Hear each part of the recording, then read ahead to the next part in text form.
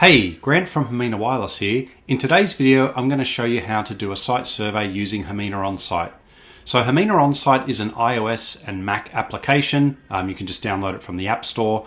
I am screen sharing my iPad to my MacBook screen here, and I've already got my Nomad, which is my survey device. I've already got that connected via the USB-C port into my iPad Pro. Now, the Nomad, just to cover a couple of basics, it does have a couple of different attachment points. You can basically have it attached like sort of at chest level, which is good for, where devices are going to be utilized. And then you can have a more discrete messenger style version where it will sit on the hip. And so there's different attachment points. You can check out our knowledge base for more information on that. Now, back to the application. Because I've already connected my Nomad, generally, I just want to make sure that everything's working as intended. So I normally go down to the real-time view and I can see some scan data coming in here. If you look up in the top right, it's telling me my associated SSID. So that all looks pretty good from that perspective. So what I'm going to do now, I'm going to go into the demo folder here, and I'm going to create a project from scratch. Now, in Hamina Onsite, it does give you a list of all your pre-existing projects, even if they're just simulation or design work. The way that we do projects in Hamina is you can have survey data and simulation data in the same project, and they are just separated by tabs. So if you've already built a design in Hamina Network Planner, definitely use that same project for the site survey component. Otherwise, like in this case, if I've traveled to site theoretically and I need to do a site survey from scratch, I just hit this big blue plus button here. I'm going to give it a project name.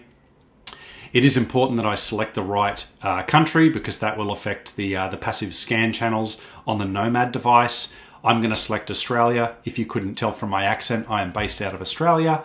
And I'm also going to choose the folder that I want the project to save into. So that, in this case, the demo folder.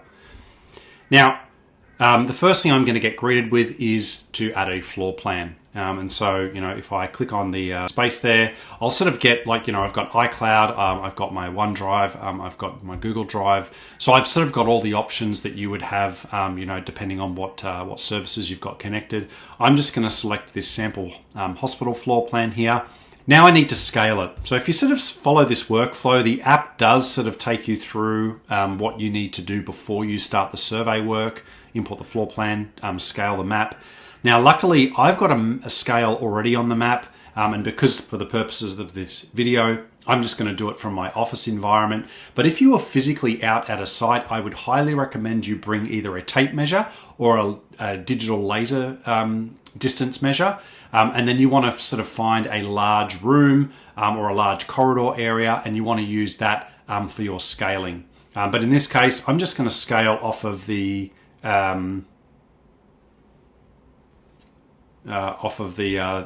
defined scale on the floor plan, and that looks pretty good to me. So we're about to do our site survey now. Just to set the scene for what we're wanting to do with a site survey, the purpose of a site survey is to understand the RF environment. So in this case, the Nomad that we have connected, it is doing a passive site survey. So it is passively scanning the environment, and it will basically collect all of that data based on the beacon information that the access points are broadcasting. And so because we are doing this site survey, it means that we have to physically walk in and out of all of the areas that are important to you. So, if this site, for example, if I just zoom in here, if this site is what is important to you or to your customer, then you need to survey in each and every one of those rooms. And so that usually means walking in and out of those rooms, surveying on both sides of a wall to understand different propagation that is happening in the environment. It may also require you to survey out in this outdoor courtyard, but also the building perimeter. It really depends on the scope of the project and what data collection you need to be doing. Okay, so with that out of the way, let's go through the different survey modes. So the survey modes are up in the top left here. We've got a line survey, a point survey, and a continuous survey. All right, so with the different survey modes, we're going to start with a line survey. Now, the thing to remember with a line survey is that it just basically takes data from point A to point B and then everything in between. So it's kind of a one and done type of survey, really good for straight line type of surveys, like maybe big aisles or corridors in this case. And I also find it's really good for folks that are just starting out in the site survey world. They may not have done a lot of site survey work in the past, and it just simplifies the survey process for them. So, it can be really good for that. So, just to demonstrate, we'll pinch to zoom in here, and what we might do is we might do a line survey in the corridor.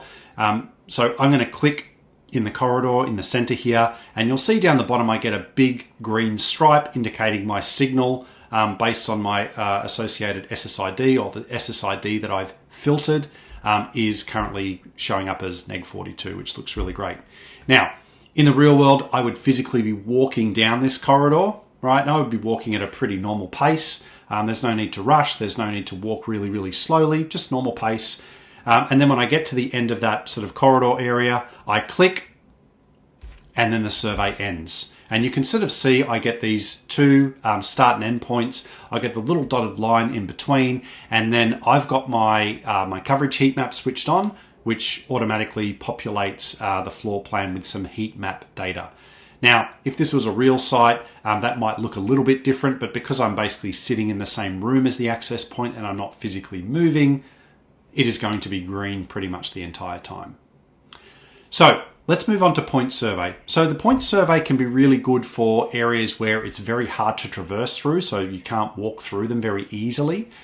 They can be also good for really small areas. So if we just sort of pinch into the bottom area here, you can see we've got some restrooms, some toilet areas here, and these can be really good for point surveys where, if the scope requires me to cover 100% of the site, then, I'm just going to walk into each of these restrooms and I just click on the map, and you can sort of see I get a little countdown timer, and then the signal data populates. We can sort of see down the bottom I've got that little curved circle of coverage. I can click in the next room here. That probably wasn't the best click. Ideally I would be in the middle of the room. And then I can go into the last one here, click in the middle of the room, I get a countdown timer, and I'm sort of done. Now, the thing to keep in mind with a point survey is that as I'm moving to a different area, my data is not, I'm not collecting any additional data. So when you're doing a point survey, you are standing in one spot while that countdown timer ticks around. And then when that finishes, then I can move to a different part of the environment. And so, the advantage is that it's good for, small non-traversable areas.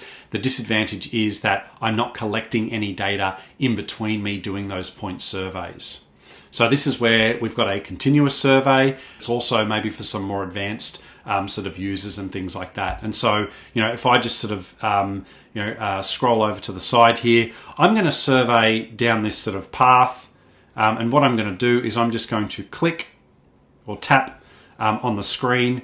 I'm going to walk down. Now I might get to a doorway here, so I might just tap to indicate that I'm at the doorway. I might have to, use a swipe card to have the doors open for me, for example. And then when I'm in line with the manager's office here, I'm just going to walk into the office. So I'm going to walk to the door here. Hopefully there's no one in the room. If there is, I'm going to have to, introduce myself, let them know what I'm doing. And then I just quickly survey through down here to the doorway again.